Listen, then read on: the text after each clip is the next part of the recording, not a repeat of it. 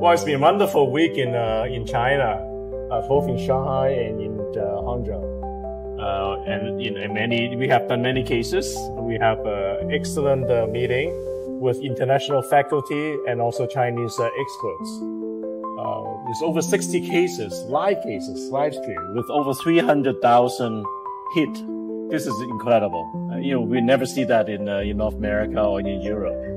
Just the opportunity to do live cases here has just been phenomenal. I like the international collaboration.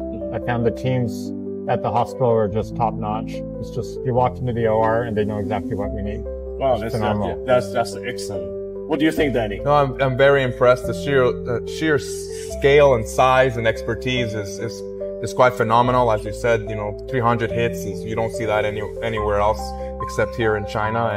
And the level of expertise and the talks this morning was quite impressive. It's top notch, and you see this anywhere in the world. I think they're definitely top player in cardiac surgery. Yeah, very good. What did Mattia? I have to say that I have been at one of the first CMC meetings in 2017 in Shanghai. So it was 7 years ago. But the speed of improvement and progress of this kind of not only meeting, but what I've seen is an incredible advancement in skill, in numbers of procedures in many hospitals, and I think there is no other country who did this progress in such a short time.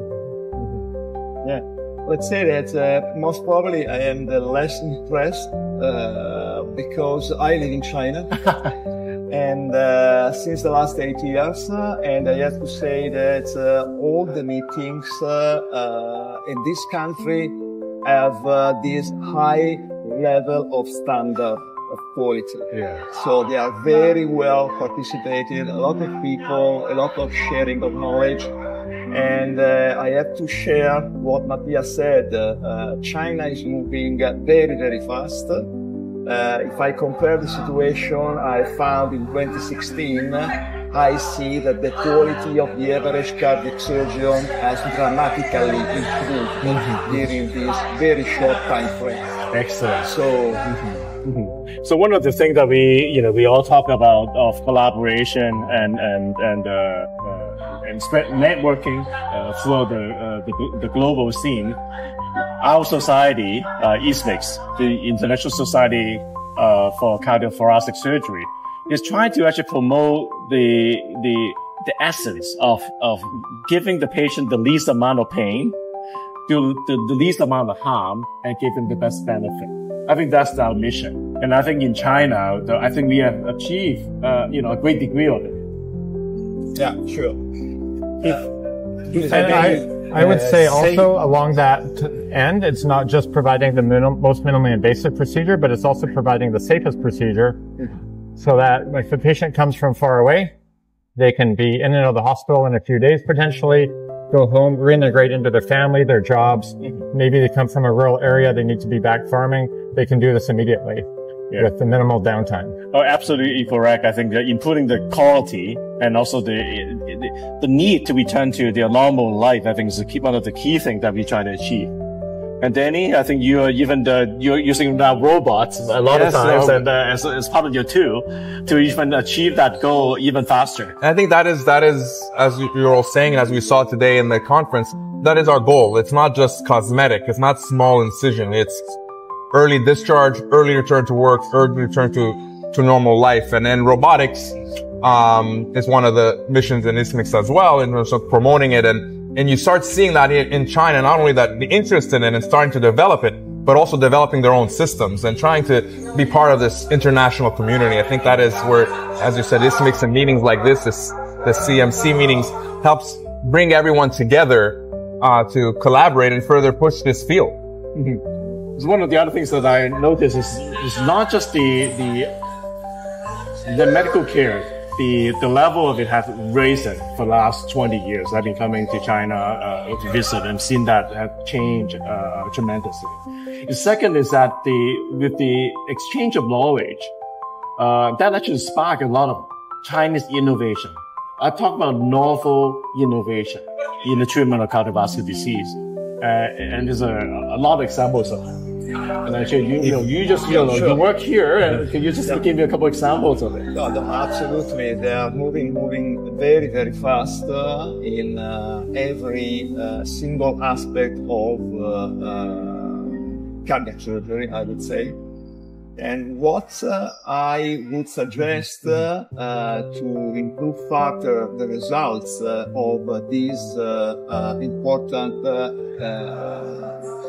sharing of knowledge is that most probably we should be able to give a better standard to newcomers.